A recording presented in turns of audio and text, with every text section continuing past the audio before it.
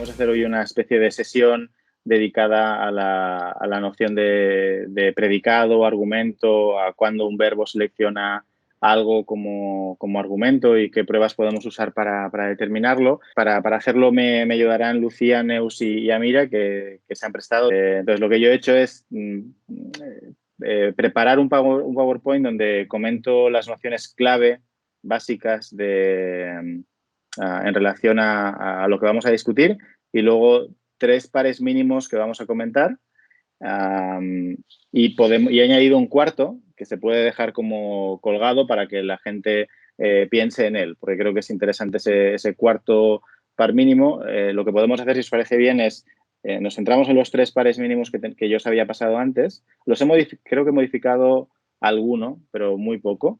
Y luego comentamos el cuarto, pero el cuarto lo podemos colgar en un vídeo posterior, ¿de acuerdo? Lo dejamos como planteado para que quien quiera piense en el par y luego ya cuelgo más adelante yo el vídeo en el que lo comentamos. ¿Vale? Entonces, empiezo por la parte así primero como de rollo teórico. Entonces, decidme si esto que voy a contar os suena, si lo habéis visto en clase, si no suena para nada, en absoluto. O sea, no tengáis ningún problema. De hecho, si hay alguna cosa así problemática, me lo decís y editamos y cortamos ahí. O sea, nada que os comprometa. Voy a ver si puedo compartir la pantalla. Me decís si la veis bien. Pues empezamos. La distinción en la que me quiero centrar es la de argumentos y adjuntos, que son 2 términos que aparecen en el listado. Supongo que sabéis que hay un listado de términos de gramática que os tienen que sonar y que tenéis que saber manejar. No necesariamente definir, porque no se piden definiciones en el examen, pero os tienen que sonar. O sea, tenéis que saber de qué estamos hablando. Más todavía en el caso, por ejemplo, del análisis inverso, porque se os puede pedir un término y tenéis que dar un ejemplo de ello. Vale. Entonces voy pasando. A ver. Entonces, las nociones clave que me gustaría tratar y que deberían sonaros son estas 3. Predicado, argumento, adjunto. ¿Os suenan estas 3? ¿Hay alguna que no? Sí, sí. Vale. Doy una definición así para que de libro, para situarnos un poco, aunque no me interesa demasiado lo que es la definición. Leo esta secuencia que está extraída de un manual de gramática. De acuerdo con la concepción clásica, un predicado es una función en el sentido en el que se puede estudiar una función matemática. ¿De acuerdo? Que necesita saturarse mediante uno o más argumentos, los cuales tendrán que recibir papeles temáticos o roles semánticos correspondientes. No sé si esta noción de papel temático os suena, o rol semántico. A mí sí. Vale, me imagino que no sé si a Mira y a Neus. No sé, no mucho, pero claro. No te sabría decir lo que es ni nada. Yo igual que Vale. Mira. Vale, por ejemplo, cuando decimos que hay un verbo del estilo, yo qué sé, como atacar, ¿no? El avión atacó la ciudad. Cuando se dice que el avión es agente de una acción y la ciudad es paciente de esa misma acción, agente y paciente, estas nociones estos son papeles temáticos. Ah, vale. ¿Vale? Es cómo se interpreta un sintagma nominal en relación a un verbo que lo selecciona, o un predicado. Vale, pues es simplemente eso. Entonces, luego para liquidar esta definición o esta explicación de lo que es un predicado, un argumento y un adjunto, un argumento es un constituyente, o sea, es un elemento que requiere un papel temático y que ocupa una posición argumental, por eso es un argumento en la sintaxis. Y luego, aquí, en la siguiente diapositiva, tengo una definición de lo que es adjunto, es la continuación de esa cita. Los elementos que no son seleccionados semánticamente por el predicado son considerados adjuntos. Y aquí tenéis, por ejemplo, subrayados algunos adjuntos, ¿no? Ayer, esto es un adjunto, Pedro metió la mesa en el maletero con fuerza, eso sería un adjunto, también lo sería con la ayuda de Pepe, también lo sería voluntariamente o también lo sería porque se lo dijo su padre. ¿De acuerdo? O sea, si os dais cuenta, lo que son argumentos son Pedro, la mesa y en el maletero. Esos serían los argumentos del verbo meter.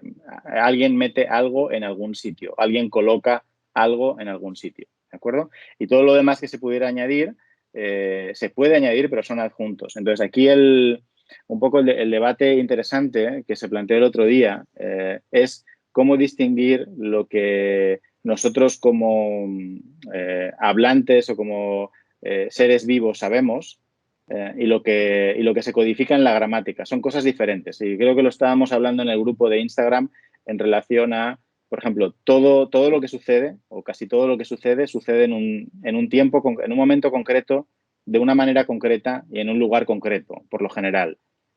¿De acuerdo? Pero eso no quiere decir que si hay algún elemento que indica tiempo, que indica lugar y que indica manera, son argumentos. ¿De acuerdo? De hecho, son elementos opcionales. Entonces, hay que distinguir un poco lo que sabemos como hablantes, como seres humanos, he dicho antes. O sea, sabemos que todo lo que sucede, pues sucede en un momento concreto, en un lugar concreto y posiblemente de una manera concreta. Pero esos no son argumentos de un verbo.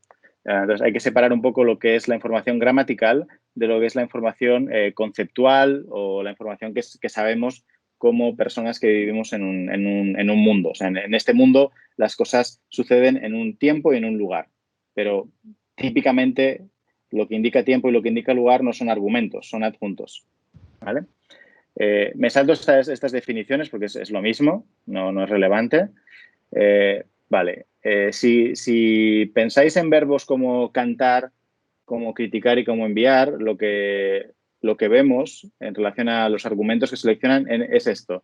Cantar, un elemento como cantar, es un predicado que selecciona un argumento como Ana y eso nos da una oración como Ana canta. Criticar selecciona dos argumentos, Ana y lo, y eso nos da una oración como Ana lo criticó, Ana criticó a Pedro o Ana criticó a Juan. Y luego tenemos verbos como enviar, que seleccionan tres argumentos. Ana, un libro y a su amiga. Y tenemos, Ana envió un libro a su amiga. ¿Vale? ¿Esto se entiende? Sí. Entonces, vuelvo un poco a lo que comentaba antes. Cuando decimos que Ana canta, pues obviamente sabemos que ese evento de cantar tiene que darse en algún lugar y en algún tiempo concreto, en algún momento. Pero esos no son argumentos del predicado. O sea, el predicado lo único que selecciona es un agente de la acción de cantar. ¿De acuerdo? Y luego podemos añadir dónde cantó, si cantó bien o cantó mal, si cantó con alguien y cuándo cantó. ¿De acuerdo? Podríamos añadir otra información, pero esa información no está seleccionada por el verbo. O sea, lo otro, lo que añadimos sería un adjunto, ¿no? Eso es. Eso es. Y es un adjunto, aunque, por ejemplo, sepamos como personas que viven en un determinado lugar y en un determinado tiempo, que todos esos eventos también tienen que suceder en un lugar y en un tiempo determinados. Pero si decimos Ana canta los lunes o Ana canta fatal, ese los lunes o ese fatal no son argumentos de cantar. ¿Vale? Aunque también tengan que ser... también tenemos que tener esa información para interpretar del todo a cantar, porque si alguien canta, tiene que cantar en un lugar y tiene que cantar en un sitio. Eso, y de alguna manera, me imagino. ¿Vale? Luego tenemos, esto sería lo mismo, pero expresado como con variables, es decir, cantar es un predicado que selecciona un argumento que he puesto ahí como una variable, como X. Criticar es un predicado que selecciona dos variables que he representado como X e Y. O sea, alguien critica a alguien. Y luego enviar, que lo he representado como un predicado que selecciona tres variables, o sea, tres argumentos. X, Y y Z. Esto que puede parecer así como técnico, realmente es trivial. Si pensáis como hablantes del castellano o del catalán, cuando reflexionáis o pensáis sobre un verbo como cantar o criticar o enviar, os viene a la mente esto. O sea, cuando tenéis el verbo cantar, alguien canta. o cuando pensáis en criticar es alguien critica a alguien o alguien critica algo. ¿De acuerdo? O sea, eso lo tenéis que saber por el hecho de ser hablantes. Yo simplemente lo que estoy es formulándolo de una manera concreta, pero esta información no la tenéis que estudiar. No sé si esto queda claro. Sí. Sí. ¿Vale? Entonces, luego puede haber dudas de yo qué sé, ahora yo en algún par mínimo os he planteado alguna de esas dudas para que la comentemos, pero esto es lo básico, esto es lo básico. Por cierto, otra cosa que no sé si está en los libros de texto,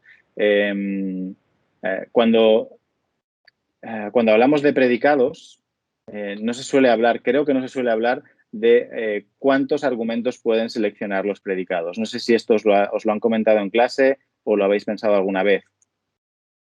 Creo que no. No me suena. Vale, es decir, hay que saber cuál es el límite, ¿no? Cuando tú te vas a sentar a jugar a algo o cuando vas a jugar, yo que sé, un partido de fútbol, pues tienes que saber si es fútbol 11, es fútbol 7 o es fútbol sala, ¿no? Porque dependiendo de eso podrás meter a 11 jugadores en el campo, a 7 o a 5. Entonces tienes que saber cuál es el límite para poder moverte. Porque si no digo nada, o sea, si yo no digo nada más, digo, no, hay algo que se llama predicado que selecciona otras cosas que se llaman argumentos. Claro, podría haber, en principio, un predicado que seleccionase 20 argumentos o 14, ¿no? O 302. Entonces, lo que se sabe, lo que se sabe de manera más o menos concreta y establecida es que predicados que seleccionen más de 3 no hay. O sea, como límite tendréis predicados que seleccionen 3 argumentos. Más de 3 no hay. ¿De acuerdo? Y típicamente los verbos que seleccionan 3 argumentos son de este estilo, verbos de transferencia como enviar, regalar, cosas de este estilo, donde ya tenéis una preposición además, ¿no? O sea, tenéis alguien envía algo a alguien y tenéis esta preposición extra. Normalmente son esos casos. Entonces, o sea, lo importante es eso, es que hay solo predicados como mucho de 3 argumentos. Vale, ¿qué pruebas podéis usar para saber si un elemento es un argumento? Vale, estas son hay más, pero son más complicadas. Las que creo que son más útiles son estas. Primero, un argumento puede concordar con el verbo. Segundo, no pueden eliminarse, no pueden omitirse. O sea, si algo es un argumento del verbo, no lo puedes quitar. ¿De acuerdo? Volveremos sobre esto. Y luego, en general, pueden recibir un complemento predicativo, los argumentos. Tú puedes poner un predicativo orientado a un argumento, salvo en el caso de los complementos indirectos, ¿de acuerdo? En general, los complementos indirectos no permiten ningún complemento predicativo. ¿Vale? No sé si esto también lo comentáis en clase, es decir, para saber si algo es un argumento o un adjunto, ¿usáis algo de esto o funcionáis de manera un poco intuitiva? Así. Muy de intuición. O sea, todo esto no nos lo explican. Directamente como que nos dan el par mínimo y como que pensad, ¿sabes lo que es? Vale, Neus, si vos també podem parlar en català, per mi no hi ha cap problema, si et sents més còmode, perquè això en principi també es podria fer a l'assignatura de llengua catalana. Si no, da igual, así hablo en castellano, que es nunca hablo. Vale. Bueno, el objetivo de esto, de estas pruebas, es que tengáis argumentos sólidos, objetivos, para poder decir que algo es un argumento, es un adjunto. ¿De acuerdo? Es decir, que no andemos con vaguedades o con a mí me parece, yo creo. No. Aquí hay 3 pruebas muy concretas que podéis usar. Y ya está. Esto es sota, caballo y rey. Si puede concordar es un argumento, si no, no. Si se puede omitir, no es un argumento, por lo general. Y si puede recibir un complemento predicativo, es un argumento. Esto es sí o sí. O sea, esto no tiene. O sea, hay excepciones. Como todo en esta vida, hay excepciones. Pero también os voy a decir algo que creo que, o sea, siempre lo comento. En el examen de selectividad no aparecen las excepciones. ¿De acuerdo? O sea, un examen de selectividad no es el lugar para preguntar sobre un caso excepcional o un caso marginal. Hay que preguntar sobre aquellos casos más que forman más parte del núcleo duro de lo que estamos estudiando. Las excepciones se pueden mirar en clase o se pueden mirar en los pares mínimos que a veces yo planteo en Instagram, que pueden ser un poco más complicados, pero no para el examen de selectividad, ¿eh? Esto también me gustaría dejarlo claro. Vale, entonces, mirad, vamos a aplicar las pruebas, ¿no? Tenemos esas personas, hablamos, esa oración es agramatical porque no hay concordancia. ¿De acuerdo? O sea, los argumentos tienen que concordar. O sea, aquí tenemos esas personas, que es un argumento del verbo hablar. O sea, hablar se está usando aquí de manera inergativa, es alguien habla. Entonces, como esas personas es un argumento de hablar, tiene que concordar. ¿De acuerdo? Si cambiamos la concordancia, la oración va a ser mal formada. O sea, aquí tenemos como una especie de prueba aplicada cambiando la concordancia. Luego también podemos tener adjuntos y los adjuntos obviamente no concuerdan. Si pensáis en cualquier adverbio, cualquier sintagma preposicional, no concuerdan con el verbo, ¿vale? O sea, los que concuerdan son los argumentos. ¿Preguntas sobre esta prueba o excepciones que se os ocurran? Cosas que veáis que no cuadran en esto. O sea, no os cortéis ahora, porque luego en el grupo de Instagram me metéis caña y luego aquí, como estamos grabando y tal, os cortáis un poco, o sea que no os cortéis. Yo lo he pillado. No sé. Sí, es que Yo realmente también. esta frase no veo ningún problema. Vale, si se os ocurre alguna frase en la que creáis que, o sea, si algún ejemplo en el que pensáis que esto no funciona, me lo decís y lo vemos, ¿vale? Vale. Luego, el director rompió, por ejemplo, el director del colegio rompió, yo qué sé, rompió el libro o rompió el acuerdo. Si quitamos el libro o el acuerdo, la oración es agramatical, ¿vale? Porque el libro o el acuerdo son argumentos y no se pueden omitir. ¿Vale? Vale. ¿Preguntas o casos así que se os ocurran que no funcionan o que creéis que no funcionan? Bueno, cuando acabes el PowerPoint o cuando tú quieras, yo tengo algunas dudas apuntadas y algún par mínimo así que sé por dónde tirarlo, pero no muy bien. Vale. A ver, aquí no sé si saldrá luego. No sé si saldrá luego. Sí, por ejemplo, imaginad que yo os pregunto, o sea, en el ejemplo que estábamos comentando ahora, el director rompió, vale. Ahí la idea es que la oración es mala porque falta el complemento directo, por así decirlo, que es un argumento.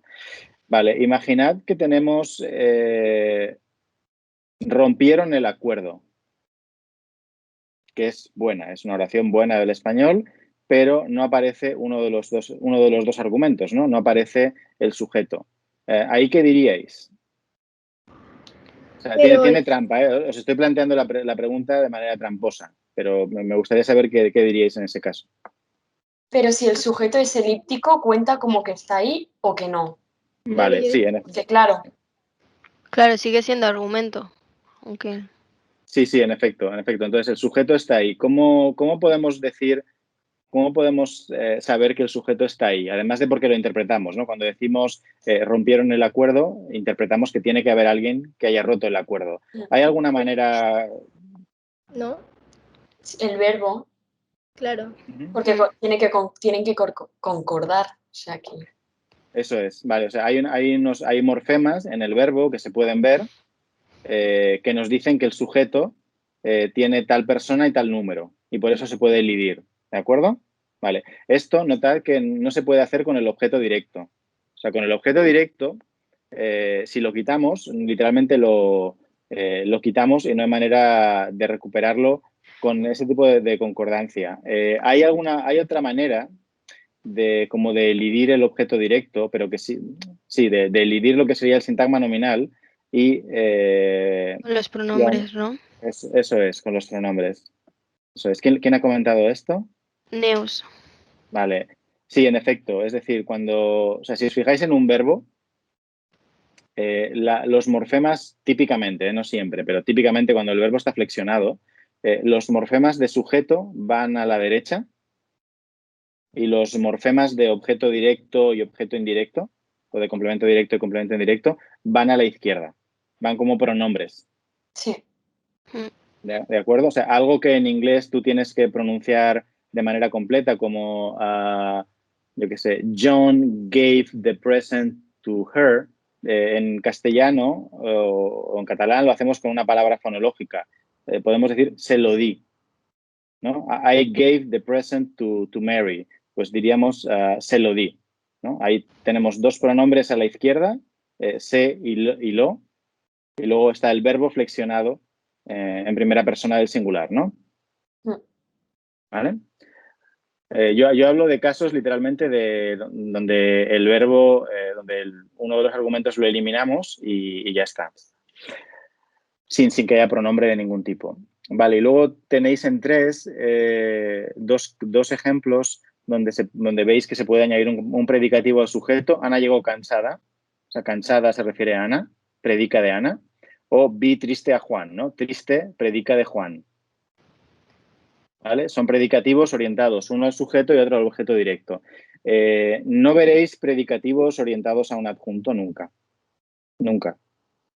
Y ni siquiera los complementos indirectos, aunque estén seleccionados. Los complementos indirectos, por otros motivos, no pueden llevar complementos predicativos. Pero también son casos, hay algún caso en el que sí, pero son excepciones. Por tanto, al ser excepciones, esto nunca va a caer en la selectividad. O sea, se puede discutir un día en clase o yo puedo poner un par mínimo en Instagram con ese tipo de datos, pero eso no es materia de selectividad.